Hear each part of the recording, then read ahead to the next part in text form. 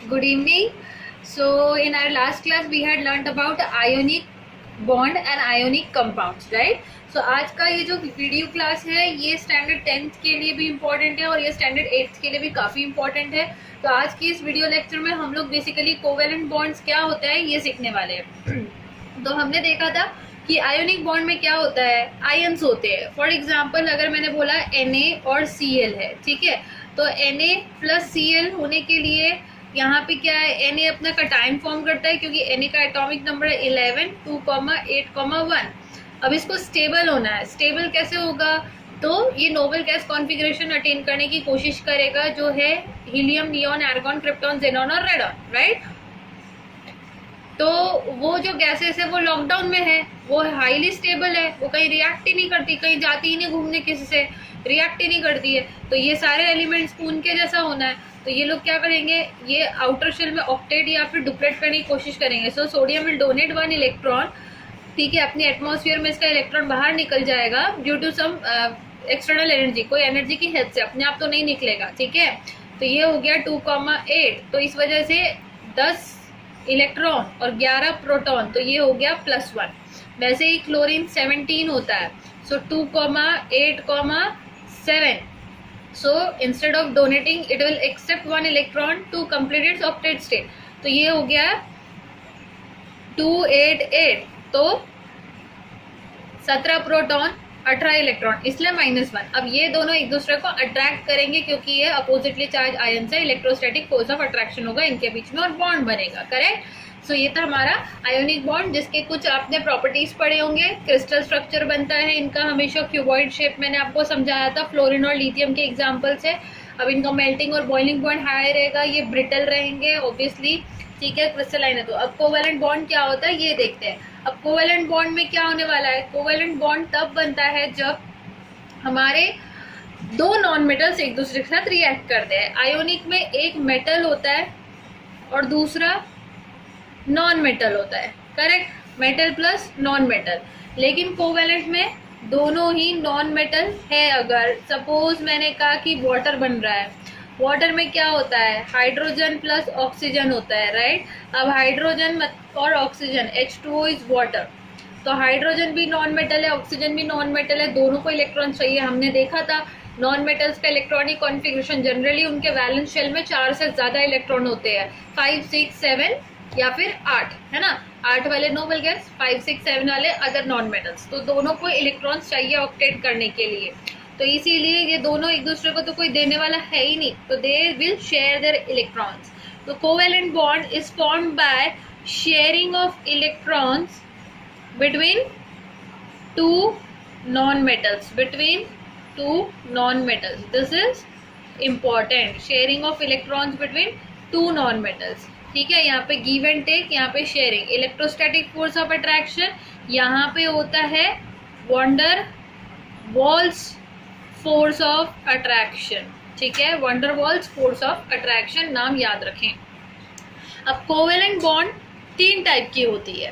पहला टाइप होता है single covalent bond, single covalent bond, ठीक है। सिंगल कोवेलेंट बॉन्ड कैसे बनता है, तब बनता है जब single pair of electron share होता है।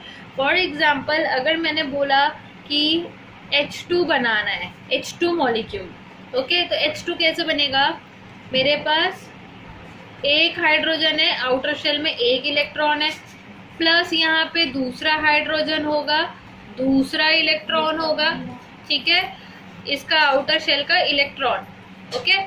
अब ये दोनों हाइड्रोजन्स कंबाइन हो रहे हैं, so how will they combine, छोटा बड़ा बन गया, एक्चुअली सेम रहेगा साइज, ठीक है।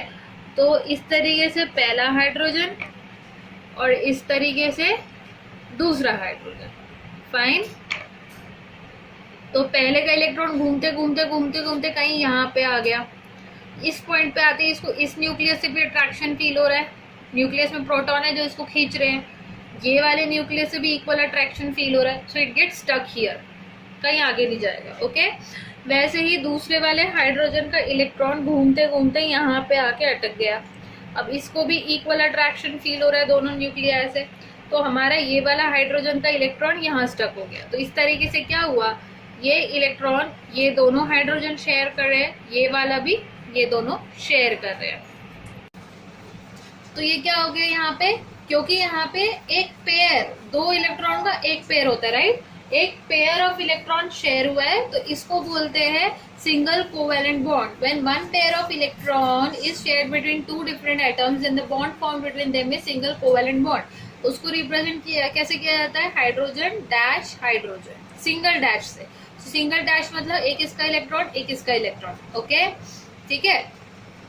या फिर इस तरीके से डॉट स्ट्रक्चर बनाया जाता है। ये है हमारा लेविस डॉट स्ट्रक्चर है और ये इसका कोवेलेंट बॉन्ड का रिप्रेजेंटेशन है। Clear, okay. नेक्स्ट एग्जांपल, ऐसे ही H2 के अलावा और कौन सिंगल कोवेलेंट बॉन्ड बनाएंगे।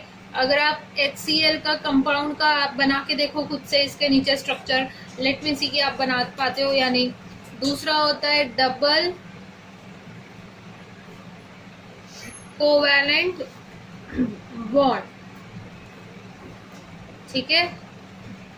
डबल कोवेलेंट बॉन्ड में क्या होगा, यहाँ पे सिंगल पेयर शेयर हुआ था, single covalent bond. Double covalent में double pair of electron share होगा।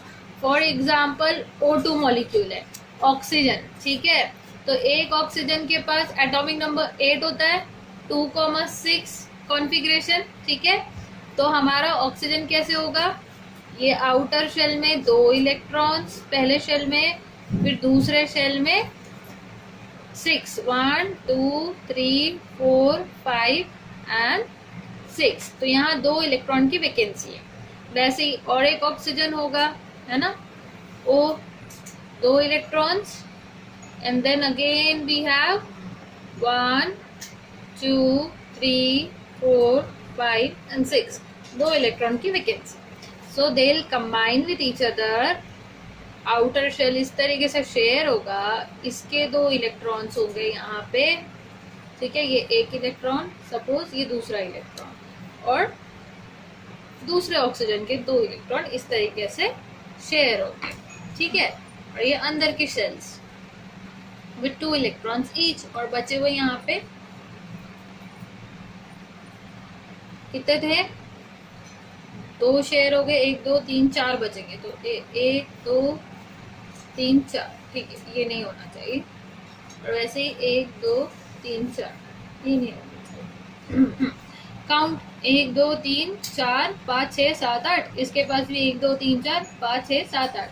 तो इस तरीके से डबल बॉन्ड। इसका आउटर डॉट स्ट्रक्चर कैसे बनेगा, ऑक्सीजन के आउटर शेल में 1 2 3 4 5 6 प्लस दूसरा ऑक्सीजन 1 2 3 4 5 6 इक्वल टू क्या मिलता है मुझे, इस तरीके से मैं अलग इलेक्ट्रॉन्स बना रही हूँ दोनों के, सो दैट आपको समझ में आए कि ये क्रॉस वाले इसके हैं और ये 4, सॉरी इस तरीके से 1 2 3 4 5 6 इसके और ये 6 इसके, तो टोटल 8। कितने पेयर है यहाँ पे, 2 पेयर, तो इसलिए डबल कोवेलेंट बॉन्ड, ठीक है।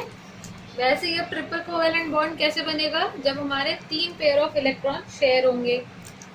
So third one is triple covalent bond. अब यहाँ पे क्या होने वाला है, सपोज N2 मॉलिक्यूल है, ट्रिपल कोवेलेंट बॉन्ड मतलब 3 पेयर ऑफ इलेक्ट्रॉन शेयर होंगे। तो कौन से एलिमेंट को 3 इलेक्ट्रॉन चाहिए होते हैं, नाइट्रोजन को, राइट। नाइट्रोजन का एटॉमिक नंबर है 7, है ना।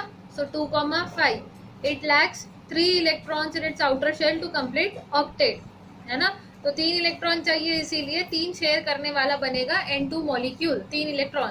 सो नाइट्रोजन एंड नाइट्रोजन कैसे होगा, नाइट्रोजन के आउटर शेल में 1 2 3 4 और 5 प्लस दूसरा नाइट्रोजन, इसके पास भी 1 2 3 4 और 5, दोनों कंबाइन हो रहे हैं। क्या करेंगे, 3 चाहिए, इधर से ये 3 और इधर से दूसरे नाइट्रोजन के 3 इलेक्ट्रॉन शेयर होंगे, सही है ना।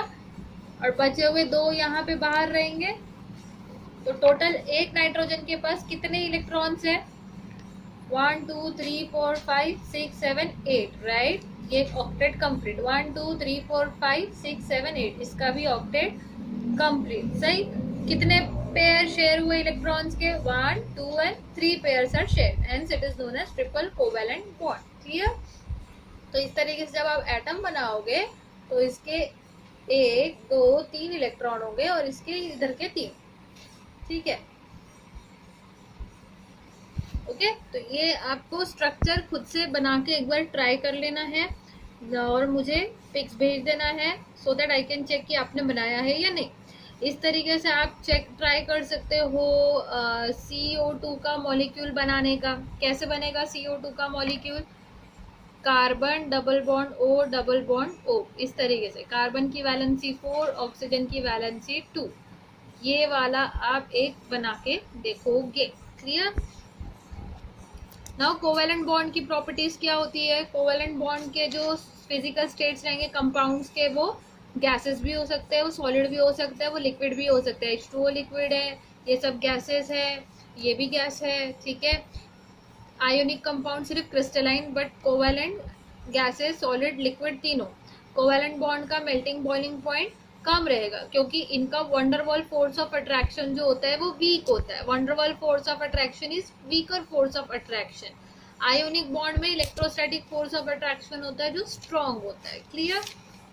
ठीक है, इसके अलावा कुछ पॉइंट्स है आपको जो मैंने PDF शेयर किया था उसमें है, तो आप गो थ्रू करेंगे। अब एक लास्ट चीज मैं आपको बता रही हूँ।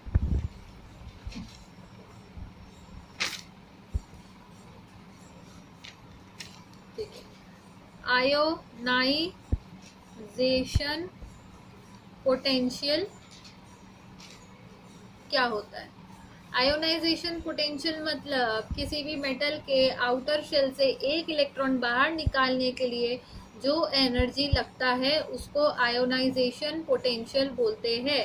सोडियम को जैसे आयोनाइजेशन पोटेंशियल मैंने दिया तो उसका एक इलेक्ट्रॉन बाहर आया। ठीक है, तो दिस इज आयोनाइजेशन पोटेंशियल 1। अब मुझे और एक इलेक्ट्रॉन इसमें से बाहर निकालना है, अब इसका टाइम में से और एक बाहर निकालना, तो ionization potential 2 for taking out second electron. So Na2+ बनेगा विद 2 इलेक्ट्रॉन्स टोटल बाहर, है ना। तो IP2 IP1 से ऑब्वियसली ज्यादा रहेगा क्योंकि सोडियम प्लस वॉज स्टेबल 2,8 करके, ये 2,8,1 था, तो ये स्टेबल हो चुका है। अब स्टेबल फॉर्म में से अगर इलेक्ट्रॉन बाहर निकालना है बहुत हाई अमाउंट ऑफ एनर्जी लगती है। ठीक है, सो 2,7 इसको आप अनस्टेबल करने की कोशिश कर रहे हो।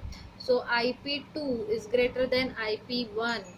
वैसे ही कोई और एलिमेंट होगा तो उसका हाइयर IP और ज़्यादा बढ़ते जाएगा। क्लियर? ठीक है, तो जनरली स्टेबल स्टेट से बाहर निकालने के लिए जो लगता है वो बहुत ज़्यादा हाई होता है। अगर मैग्नीशियम होता, पहला इलेक्ट्रॉन निकालोगे IP1, क्या बनेगा? Mg+, और एक इलेक्ट्रॉन निकालोगे इसमें से IP2, क्या बनेगा? Mg2+। अब इसमें से इलेक्ट्रॉन निकालने की कोशिश करोगे तो IP3 लगेगी, ये स्टेबल है, तो IP3 will be very much higher than IP2 which is higher than IP1। समझे ये केस? ठीक है, ध्यान से इसको सुनो, मैंने क्या बोला रिवाइंड करके, आपको ये समझ जाएगा।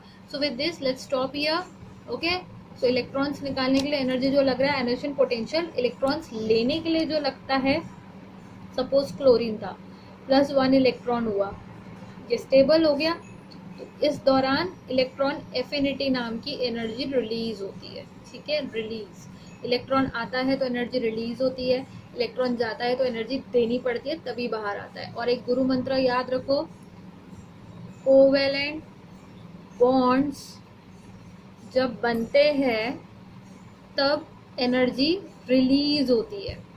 Energy is released during formation, during their formation. और जब